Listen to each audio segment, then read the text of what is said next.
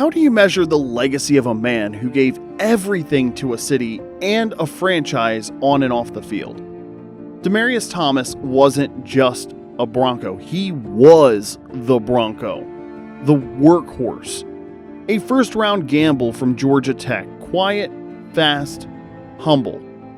He became a playoff hero, a four-time Pro Bowler, a Super Bowl champion, and a city's favorite son. And now this fall, he's coming home. Not to play, but to be remembered forever. Right next to the Lombardi Trophy he helped deliver, right where he belongs. This is the story of how number 88 became eternal, how a wide receiver became a legend in orange and blue. When the 2010 NFL Draft rolled around, the Denver Broncos were in freefall. They had just gone 8-8, but that record didn't tell the story, not even close.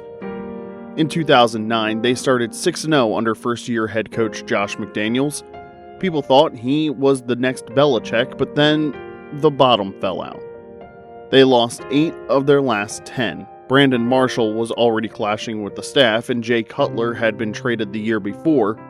The only thing holding the offense together was a fading Kyle Orton and a rookie named Noshawn Moreno. It wasn't enough. Denver needed help everywhere, but especially at wide receiver. When the Broncos came on the clock with the 22nd overall pick, most expected them to take Dez Bryant, the flashy, dominant receiver out of Oklahoma State. He was loud, confident, and a playmaker. Instead, McDaniels bet on someone quieter, more raw, more humble. With the 22nd pick in the 2010 NFL Draft, the Denver Broncos select Demaryius Thomas, wide receiver, Georgia Tech. And with the 22nd pick in the 2010 NFL Draft, the Denver Broncos select Demaryius Thomas. Thomas wasn't a household name. He played in a triple option offense at Georgia Tech, which meant limited tape, low volume, and lots of blocking. But when he did get the ball, he was electric. 6'3", 229 pounds, 4.38 speed. Thomas was built like a linebacker, but moved like a gazelle. Most of his routes were go balls, hitches, and drags, but he averaged an astounding 25 yards per catch in 2009. He was a one-man highlight reel waiting to be discovered. Still, he came with risk. Thomas was recovering from a broken foot, and he hadn't run a full route tree. He wasn't NFL ready. But Denver didn't need someone safe. They needed someone to believe in. They didn't just draft a wide receiver, they drafted the future face of the franchise, even if they didn't know it yet. Because in a few short years, Demaryius Thomas would become the reason Broncos fans showed up on Sundays. Demaryius Thomas didn't just have good hands. He had grown man strength, sprinter speed, and a route tree that grew more dangerous with every season. He wasn't a diva, he didn't talk trash, he just lined up, broke the huddle, and went to work. And from 2012 to 2016, business was booming. DT topped 1,000 yards for 5 straight seasons, making 5 Pro Bowls along the way. At his peak, he was putting up numbers usually reserved for players in domes, not the thin air of Mile High. In 2014, he caught 111 passes for over 1,600 yards.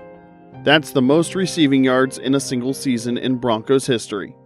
More than Rod Smith, more than Shannon Sharp, more than anyone. But it wasn't just consistency. It was domination. Against Arizona that year, he went nuclear, putting up 226 yards and 2 touchdowns. Patrick Peterson couldn't stay with him. Double coverage didn't matter, and he made the field look like a playground. Thomas's routes weren't just crisp. They were violent. Every break had force. Every step demanded attention, and when Peyton Manning came to town, that was the final piece. With Manning under center, Thomas became the go-to weapon in the most productive offense in NFL history. In 2013, Denver broke the record for most points scored in a season. Thomas led the team in receptions, yards, and touchdowns. In the regular season, he could turn the mundane into magic, and against San Diego in 2013, he caught a short screen on the left side. It wasn't fancy, but within seconds, Thomas split the defense and turned it into a 34-yard touchdown, one of 3 he scored that day. He made it look effortless, but it never was. He had the size of a tight end, the hands of a receiver, and the burst of a sprinter. Corners couldn't jam him, safeties couldn't catch him, and linebackers didn't even try. When it mattered most, he delivered. In the postseason, he was just as clutch. Against San Diego in the divisional round, he pulled in 8 catches for 54 yards and a score, but here's the thing. He did it all without chasing the spotlight. He didn't need to flex, tweet, or throw his helmet because his play spoke loud enough. And for 5 straight years, it screamed, "You can't guard 88." By January of 2012, the Denver Broncos weren't supposed to be here. They had finished the season 8-8. Their quarterback couldn't complete half his passes, and their offense was dead last in the league in passing yards, but somehow they'd won the AFC West. It wasn't pretty. They limped into the playoffs after losing their last 3 games, but thanks to a tiebreaker and a little bit of AFC chaos, Denver secured the number 4 seed, and they would host the Pittsburgh Steelers in the wildcard round. The Steelers, by contrast, were 12-4, battle-tested and physical. They came in with a defense ranked number 1 in yards allowed, and they were facing a Denver offense built entirely around a quarterback who couldn't throw from the pocket. But what a story it had been. Tim Tebow, the unlikeliest of heroes, late game magic, prayers answered, and the football world was watching like it was a movie. Thomas only played in 11 games that year after suffering a torn Achilles and a broken finger in the offseason. The injury sidelined him for the first 5 games, and he still wasn't expected to be at full speed until the following season, but down the stretch, he became Tebow's primary weapon, and on January 8th of 2012, he made NFL history. The game had gone to overtime, tied at 23, and under the league's new playoff rules, the first score wouldn't automatically end it unless it was a touchdown. First play, first snap. Tebow drops back, and that's when it happened. A slant route, timed perfectly. Thomas caught it at the 38, planted his foot, and threw a stiff arm into Ike Taylor's chest that echoed across the stadium. He turned upfield, hit midfield in 3 strides, and outran 2 defenders like they were standing still. 80 yards, touchdown, ball game. The first and only walk-off overtime touchdown in NFL postseason history on the first play, in front of 75,000 people who had spent 4 quarters holding their breath. For a player who rarely made noise, Thomas had just delivered a seismic one. He finished the game with 4 catches for 204 yards and that single iconic touchdown. And just like that, Demaryius Thomas became a playoff legend. 1 play, 10 seconds, 80 yards to immortality. The Broncos wouldn't go any further that year. They lost the next week in Foxborough, blown out by Tom Brady and the Patriots. But something had shifted. The young receiver with the stiff arm of a linebacker and the feet of a ballerina was becoming the guy in Denver. And the next time they made a playoff run, they wouldn't stop until they reached the top. By 2015, the Denver Broncos looked very different. Peyton Manning was 39, his arm was cooked, and his stats were down. And for the first time in his Hall of Fame career, he was more game manager than game breaker. But the defense was generational. Von Miller, DeMarcus Ware, Chris Harris Jr., Aqib Talib. They didn't just stop you. They humiliated you. It was no longer the 2013 record-setting offense. Now it was trench warfare, and Demaryius Thomas was asked to do something most receivers of his caliber hate doing: the dirty work. He ran decoys, blocked like a tight end, caught bubble screens in traffic. There was no glamour, no headlines, just production. Thomas still finished the season with over 1,300 yards and 6 touchdowns, but stats weren't the story. In the playoffs, he faced top corners, bracket coverage, and game plans designed to erase him, and yet he never once complained because the Broncos were winning. February 7th, 2016, Super Bowl 50, Broncos versus Panthers. Carolina came in as the favorite, 15-1,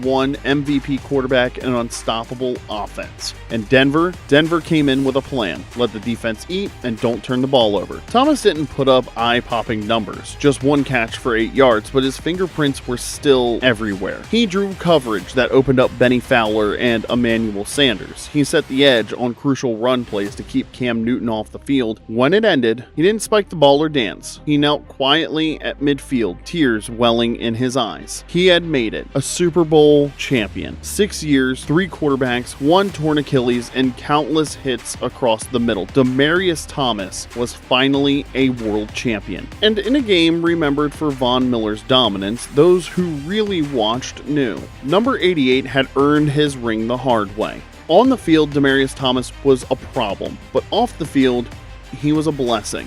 In a league built on bravado and ego, Thomas was quiet, polite, and present.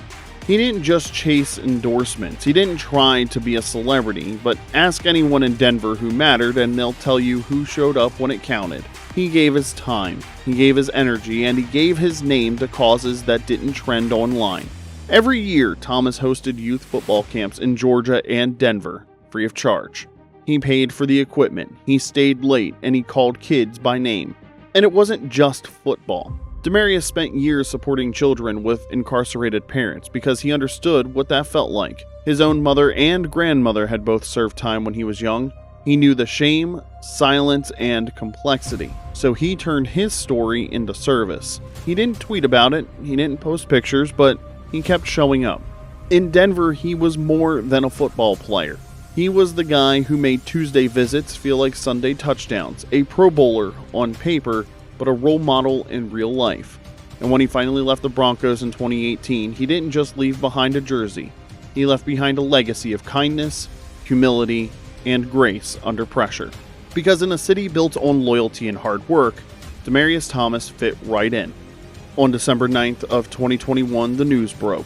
Demaryius Thomas was gone, just 33 years old, found unresponsive in his home in Roswell, Georgia. The NFL community was devastated. This wasn't supposed to happen.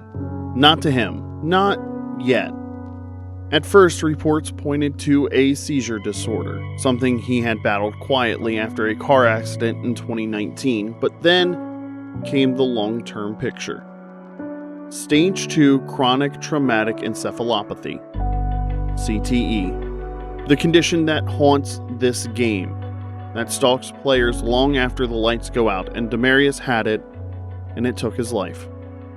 He had just retired months earlier, spoken publicly about wanting to coach, wanting to give back, but he never got the chance. In Denver, the response was immediate. The stadium lights flickered in tribute. Fans laid jerseys and flowers outside Gate 88. The mural went up within days, and so did the tears fall. They remembered the smile, the stiff arm, the humility. Not the stats, not just the highlights, the person. The Broncos hadn't yet inducted him, but they would, because this wasn't just the end of a player's career. It was the loss of something more rare. A good man in a brutal game who never let it harden him. On October 13th of 2025, the Denver Broncos will honor 2 legacies, 1 team and 1 man. That Sunday, the Broncos will host the reunion of their Super Bowl 50 championship roster. Peyton, Vaughn, Ware, Harris, all of them returning to celebrate the team that delivered the franchise's 3rd Lombardi trophy. But this time, one of them will be going into the Ring of Fame. Demaryius Thomas, number 88, the 38th member to receive the honor. His name will join the legends wrapped in steel and spotlight above the home crowd that loved him. It's not just a ceremony. It's a homecoming, a final route, straight into the rafters. He gave them a decade of memories. He gave them their most famous playoff moment. He helped bring home a title, and he never once asked for recognition. Now, he's getting it. All of it. This isn't just the Super Bowl 50 team coming back together. It's the moment they get to say thank you to the one who won't be walking onto the field with them. Because some players made plays. Demaryius Thomas made memories, and now his name will live forever where it always belonged, not just in the stat books, but in the stadium itself, forever.